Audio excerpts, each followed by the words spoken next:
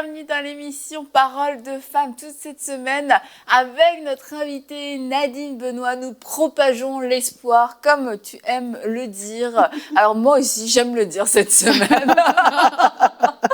Et on va parler aujourd'hui des relations, comment éviter et aussi améliorer les hommes troubles dans les relations, parce que c'est pas le tout quelquefois d'éviter certaines choses, mais il y a des choses qui peuvent s'améliorer, il y a des choses sur lesquelles on peut travailler, on peut laisser le Seigneur aussi travailler dans nos relations. Alors Nadine, nous allons voir ça ensemble. Alors juste pour vous prévenir, moi je dis zone trouble, Nadine dit zone grise, mais on parle de la même chose. Okay.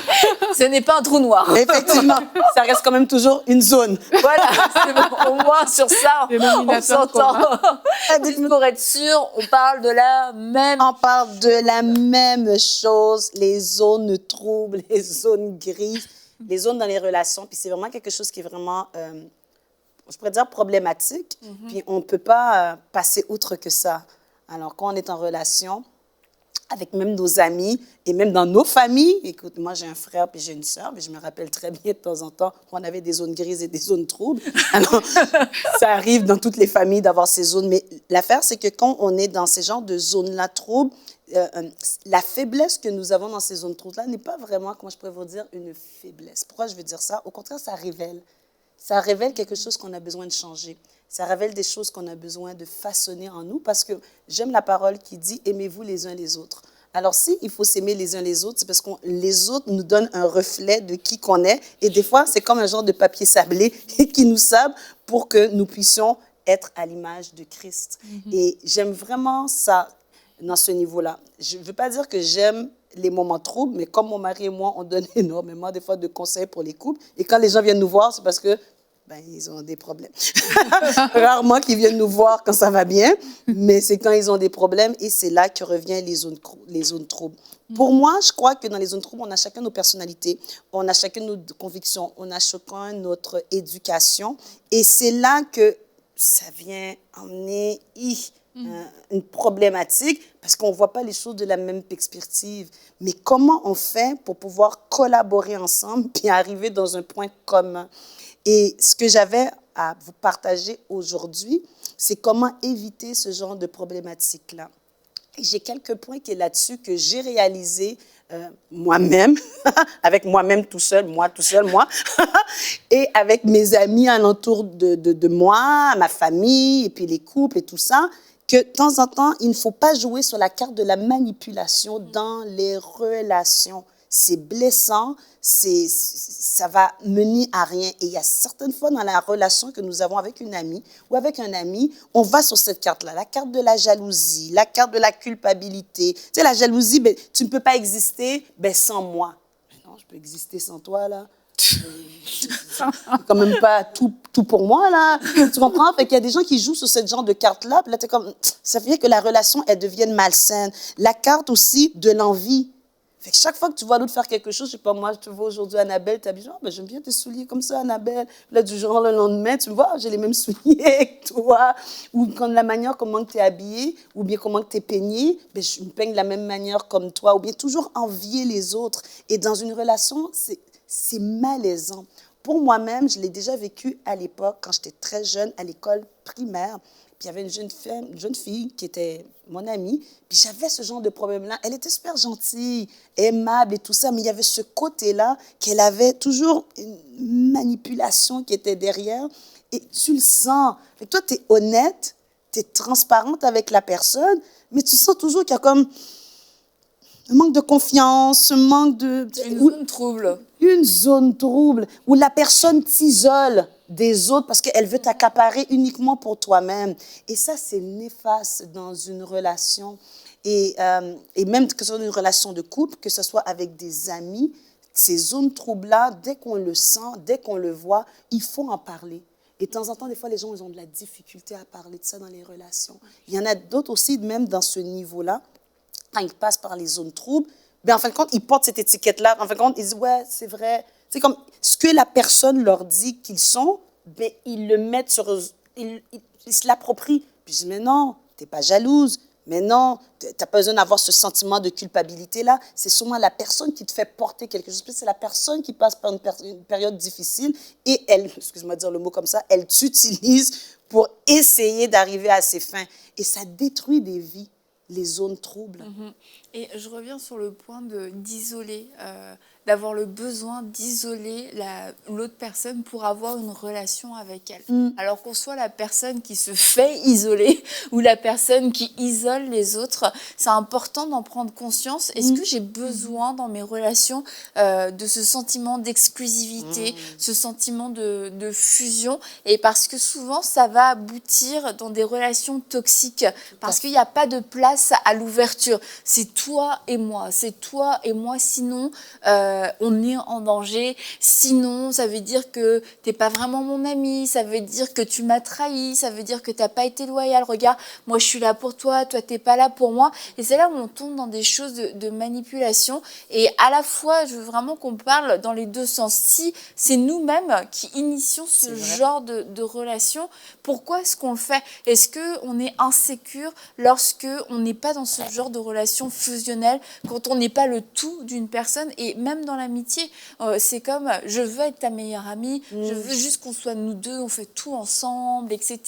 Et même quand on est marié, après, c'est tout le temps des relations fusionnelles. C'est soit tout, soit rien. Et souvent, ces relations fusionnelles où on donne tout pendant un certain laps de temps, ça se termine en clash. Et puis, on se retrouve dans ces cas-là complètement désemparés, comme si on avait été abandonné, comme si on avait été trahi, mais parce qu'on ne s'est pas rendu compte qu'on avait étouffé l'autre personne et que la seule façon que la personne a trouvé de partir, de s'échapper finalement de cette relation, c'est en cassant les portes, en s'échappant, et c'est violent et on se retrouve constamment dans ce schéma. J'ai été abandonnée, j'avais des amis, mais mes amis m'ont laissé tomber, et c'est de se dire, ces amis se sont peut-être échappés parce que j'instaure un climat toxique, un climat hostile et étouffant. Et au bout d'un moment, les gens ne le supportent pas. Et la seule façon qu'ils ont de gérer ça, c'est de partir. Alors peut-être que les gens n'ont pas réussi à vous le dire, n'ont pas réussi à mettre de mots dessus, mais aujourd'hui, je veux vous le dire, dans l'amour, vraiment dans l'amour, peut-être que vous ne savez pas avoir des relations qui sont saines. Et vous faites au final fuir les gens. Ça se passe bien au début parce que c'est tout nouveau, c'est tout beau, mais si à chaque fois ça se répète, les gens vous fuient, ça se termine mal, ça se termine violemment. Peut-être que vous avez mis comme une prison autour des gens, et c'est de réapprendre à aimer les gens sans mettre de barrière et en trouvant notre sécurité dans le Seigneur et pas dans la personne. Effectivement, Annabelle. Et puis je veux renchérir aussi sur ce que tu dis en disant aux personnes, il ne faut pas avoir peur de la tension que ça va générer d'être transparent. Parce que ce soit dans un cas ou dans l'autre, il y a quand même une tension. La tension de la personne qui, par souci de transparence, va vouloir dire « écoute, tu m'étouffes ». Ou alors la tension de l'autre côté, de l'autre personne qui, parce qu'elle est la personne qui a ce besoin, qui peut-être peut savoir que c'est un problème, mais a peut-être peur de s'exprimer par rapport à ça. Dans tous les cas, c'est ça la zone trouble quelque part, c'est qu'en voulant arranger cette situation, mais il y a des tensions dues à cette transparence qui peuvent arriver. Mais il ne faut pas avoir peur de ça, parce que dans toute relation, il y a des temps comme ça, en fait, ou parce qu'on ne se comprend peut-être pas très bien, on a juste besoin de préciser certaines choses. Et alors qu'on entre dans ces précisions, c'est là où la relation peut devenir plus forte. Si tu viens voir ta sœur et puis tu lui dis « écoute, j'ai cette tendance à être très exclusive dans mes relations, mais j'y travaille », parce qu'elle a cette information, mais elle saura que... prête à le vivre. C'est ça. Parce que je travaille juste, c'est pas encore réglé. C'est vrai, c'est cette transparence-là parfois qui manque. Et parfois, c'est ça qui fait le problème. Ouais. C'est ça qui fait que la personne, à un moment, elle en a juste marre. Mais si elle sait que, OK, cette personne a peut-être ce défi et qu'elle accepte d'être ton amie, parce que les gens qui sont peut-être comme ça ne sont pas méchants. Ce n'est pas des mauvaises personnes, c'est juste qu'il y a un problème qu'il faut régler. Donc, il y a des gens qui vont accepter d'être tes amis et ils sauront t'accompagner dans le processus. La personne saura te parler et pourra te dire « Regarde, je vais aller voir telle personne ». Ça ne signifie pas qu'on n'est pas des amis.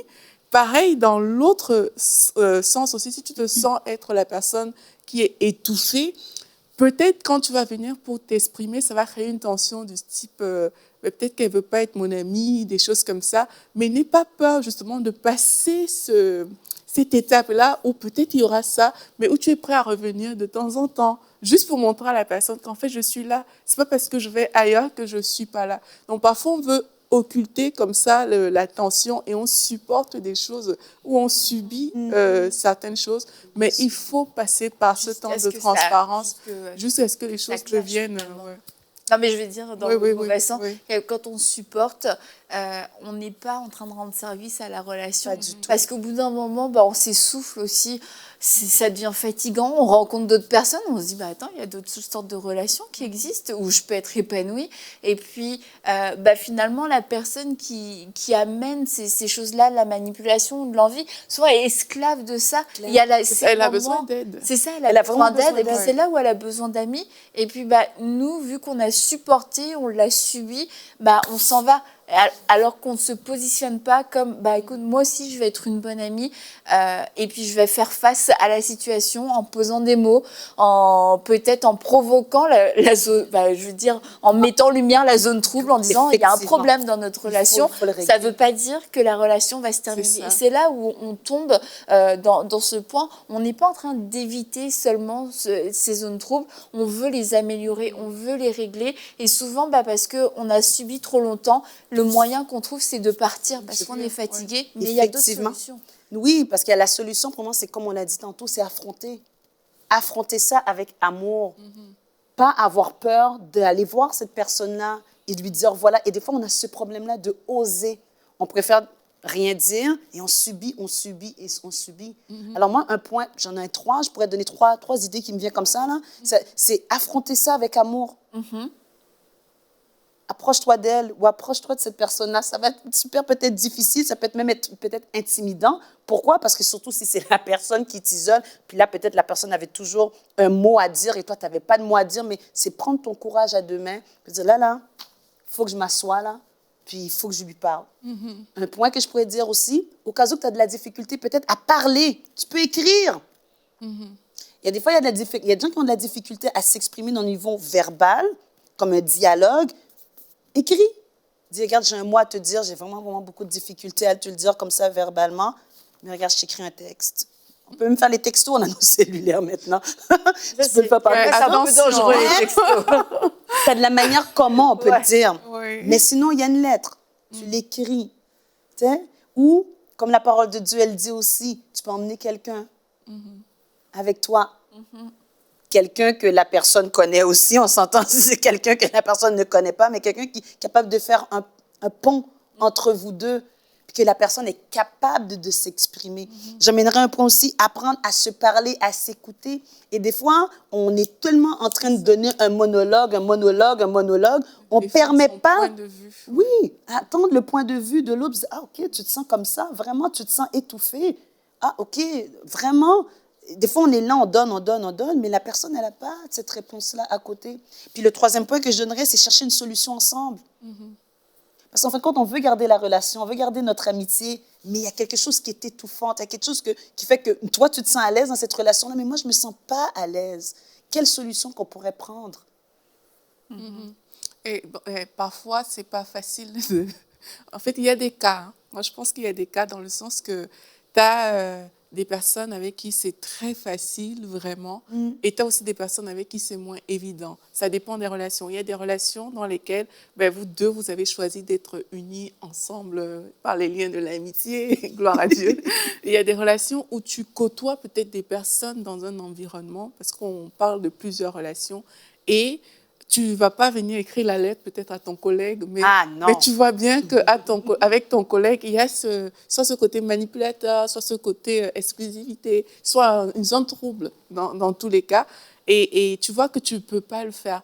Donc là aussi, c'est là où moi j'encourage les personnes, en plus de ce que tu disais, de vraiment, il faut apprendre à enlever le filtre qu'on a sur les gens. Parce qu'au final, les gens souffrent. Mais on n'a pas souvent ce recul-là.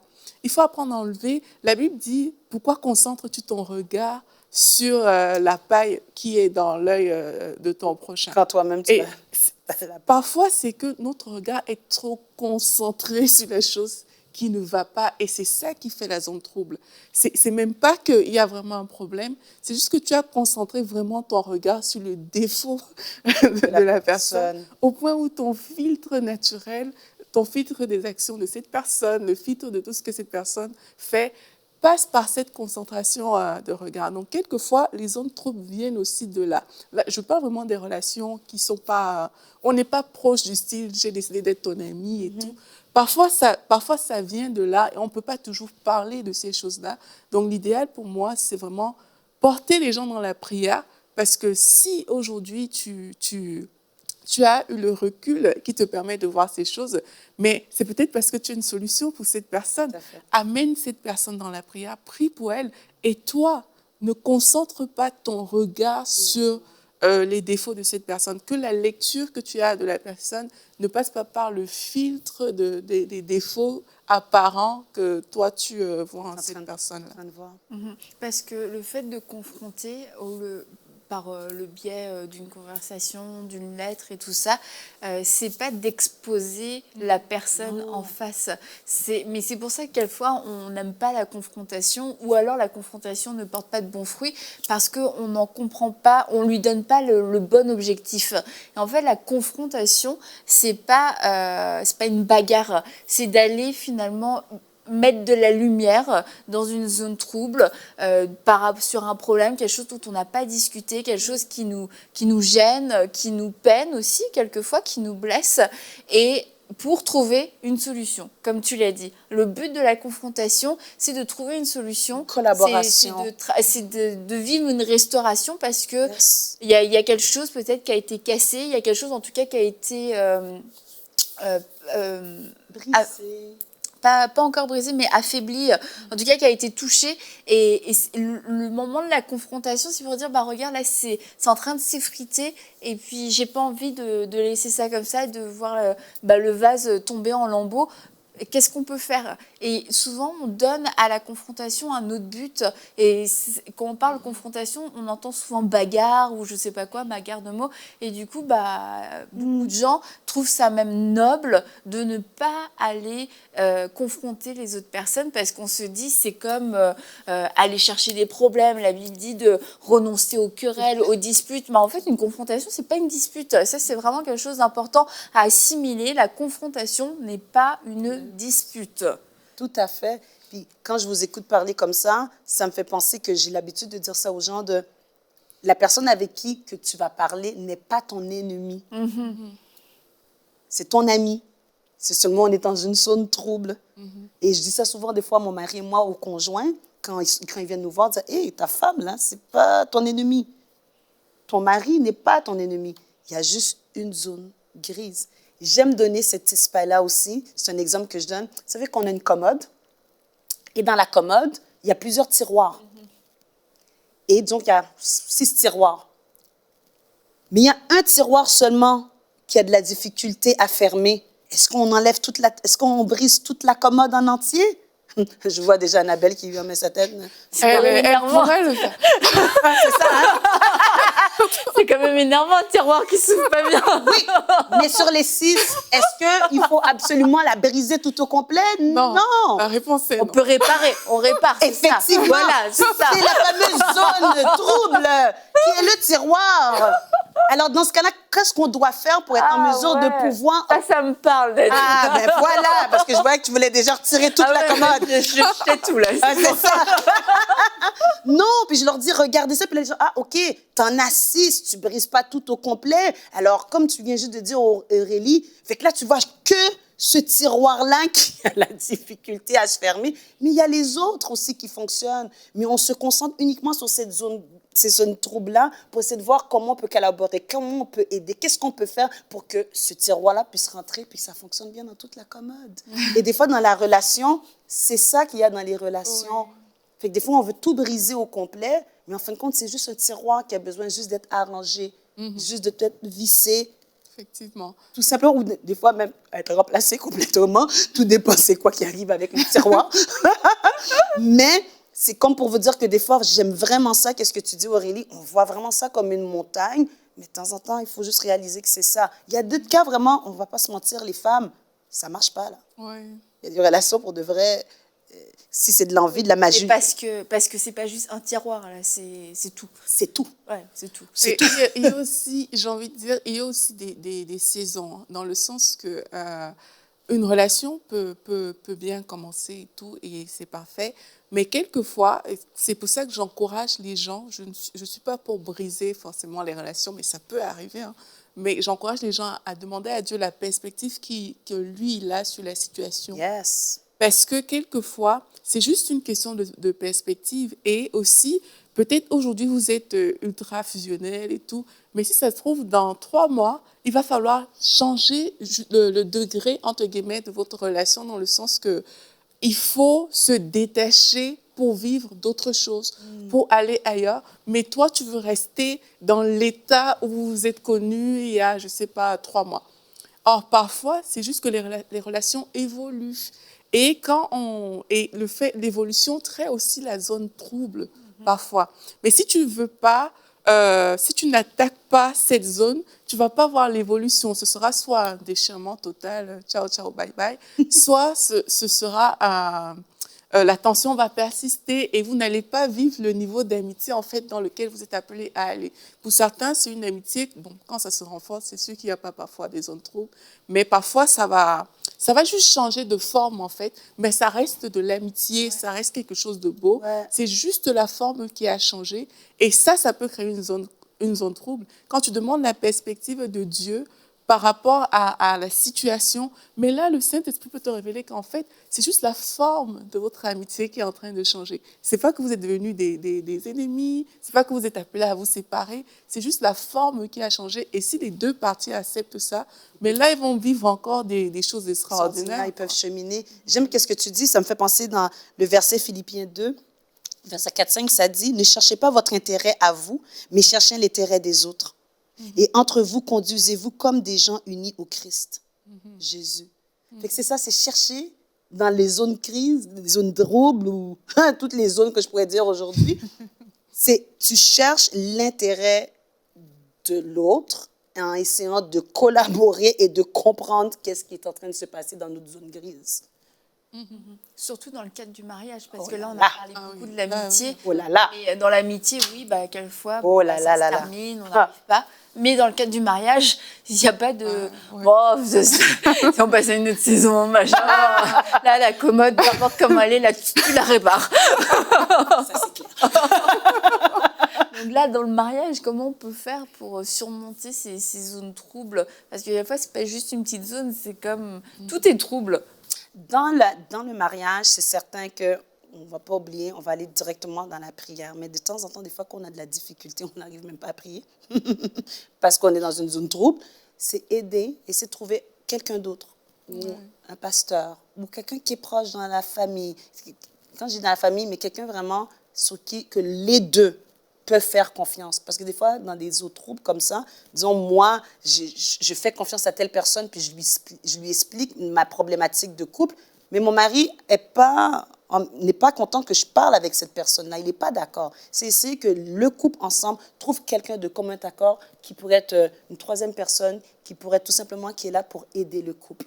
Il y a aussi le troisième point aussi, c'est aller chercher de l'aide. Des fois, on ne veut pas aller chercher de l'aide et c'est là qu'on se retrouve vraiment dans la zone le plus bas. C'est aller chercher de l'aide au-delà des amis et tout ça, mais même professionnel. Aller chercher quelqu'un dans la relation d'aide parce qu'il y a des cas dans la vie de couple, que ça soit peut-être d'ordre sexuel, que ça peut être d'ordre financier, que ça peut être d'ordre relationnel, les enfants, la maladie et tout ça. Et c'est très lourd. Et la zone trouble, elle devient vraiment intense. Et de temps en temps, il faut aller chercher des professionnels qui sont en mesure de nous aider. Il reste toujours quand même toujours la prière, mais j'aime toujours le mot quand le Seigneur dit « aime ton Dieu, mais aime ton prochain ». Ça veut dire qu'on a besoin de notre prochain. Dieu ne nous appelle pas à faire le ministère seul. Dieu ne nous appelle pas en tant d'être individu, d'être seul. Alors, il faut aller chercher cette aide-là, aller chercher cette ressource-là. Nous, c'est ça qu'on communique comme espoir aux gens. On dit, dès que le couple veut, l'homme et la femme sont disposés à vouloir sauver leur couple, à vouloir trouver une solution pour l'arranger, tout est possible. Amen. Tout est possible, tout est possible. Et j'aime le fait d'aller chercher de l'aide dans la prière et d'aller chercher de l'aide aussi quelquefois à l'extérieur. Quand on dit à l'extérieur, c'est pas n'importe où, Non, c'est pas vraiment n'importe dans qui un aussi. cadre de foi, Yes. premièrement, un cadre biblique de préférence. De préférence. Et parce que quand on est dans une zone trouble, c'est qu'en fait, les deux, on est dans une zone trouble. Donc peut-être, oui, qu'on a une perspective différente et que nos avis vont être différents, mais vont se compléter. Mais peut-être que nos deux avis ne sont pas parfaitement vrais. On a peut-être tous les deux tort au final. Et c'est pas un qui a tort, un qui a raison. Et parce que dans la zone trouble, c'est nos visions à nous deux qui est altérée. Et c'est un temps de confusion pour tout le monde. Donc ce qui est dangereux, quelquefois dans le couple, c'est comme non, mais moi je vois clair, c'est toi qui vois rien du tout. Et que du coup, la solution, c'est moi ce que je te dis, mais l'autre ne trouve pas son compte dans ça. C'est comme attends, ça veut dire c'est juste moi le problème, c'est moi qui provoque tout ça, c'est pas possible. Et si quand on va exposer le problème à quelqu'un, c'est comme on se sort déjà de la zone trouble et on sort avec nous notre défi. Et là, la lumière arrive, c'est que, ah ouais, ok, d'accord. En fait, déjà, c'est même pas, on s'attaque au mauvais problème. Et il y a beaucoup de choses qui vont venir à la lumière. Et la zone trouble, c'est une zone de ténèbres, une zone qui est opaque et ce qui ne doit pas devenir, par contre, une zone taboue, parce qu'à partir du moment où ça devient une zone taboue, ça veut dire qu'on ne peut plus en parler. Et puis, c'est ça, on ne peut pas le régler parce qu'on ne veut même pas en parler avec Dieu dans la prière. Et c'est quelque chose qu'on va vouloir garder dans les ténèbres. Et tant que cette chose reste dans les ténèbres, il n'y aura pas de solution. Non, vraiment. Mais je te conseillerais de finir sur une note plus positive parce que là, il n'y aura pas de solution. C'est mieux de terminer l'émission comme ça. Donc vas-y Nadine, remonte-nous à la surface, s'il te plaît. Là, on est en bas, là. Il n'y a pas de solution. Parce que là, je viens de couler tout le monde. Mais moi, je dirais vraiment, dans les zones troubles, là, on peut s'en sortir. On peut s'en sortir si on le veut. On a quand même notre part de responsabilité lorsqu'on se trouve dans les zones troubles. On ne peut pas juste le projeter sur la personne parce qu'il y a deux versions dans l'histoire, puis on est tous les deux dans l'eau. Alors, il y a une possibilité de s'en sortir, mais je vais terminer, s'il le faut, avec ce fameux 1 Corinthiens 13, versets 4 à 8. Et je pense que c'est le meilleur modèle biblique qu'on a besoin de comprendre qu'on est dans des relations, qui dit « L'amour est patient, l'amour rend service, il n'est pas jaloux, il ne se vante pas, il ne se gonfle pas d'orgueil, l'amour ne fait rien de honteux, il ne cherche pas son intérêt, il ne se met pas en colère, il ne se souvient pas du mal, il ne se réjouit pas de l'injustice, mais il se réjouit de la vérité. L'amour excuse tout, il croit tout, il espère tout, il supporte tout. L'amour ne disparaît jamais. Amen. Et dans les moments troubles, il faut s'approprier cette parole, puis se mettre vraiment dans la perspective de ce que Dieu dit. Et lorsqu'on met 1 Corinthiens 13 dans notre cœur, ça nous aide lorsqu'on est dans des zones troubles. Parce que c'est plus moi qui est important, c'est le nous qui est important. Qu'est-ce qu'on doit faire pour que ça s'arrange et que tous les deux, on puisse prospérer et avancer ensemble. Tu voulais terminer? Ah, c'est fini. Merci Aurélie. Aurélie a dit c'était fini. C'est ça. Donc on va terminer sur ça. Il y a vraiment de l'espoir encore dans vos relations. Toutes les relations ne sont pas à jeter parce qu'il y a juste une chose qui ne fonctionne pas. Énormément de choses peuvent se réparer avec la sagesse de Dieu, avec l'amour. Et comme Aurélie nous l'a aussi rappelé, ne voyons pas juste la paille qui est dans l'œil de l'autre, mais considérons que nous aussi, si on a une poudre dans notre œil, notre vision est aussi altérée. Alors on a vraiment besoin que le Seigneur vienne nous rafraîchir la vue, vienne guérir nos yeux pour avoir une perspective qui soit juste, une perspective qui ressemble à ce qu'on a lu dans 1 Corinthiens 13. Est-ce que je marche de cette façon dans l'amour? Et si ce n'est pas le cas, alors Seigneur, aide-moi parce que j'ai aussi ma part de responsabilité et je veux faire ma part pour que mes relations puissent prospérer à tous égards. Et on va se retrouver demain pour une prochaine émission de Paroles de Femmes.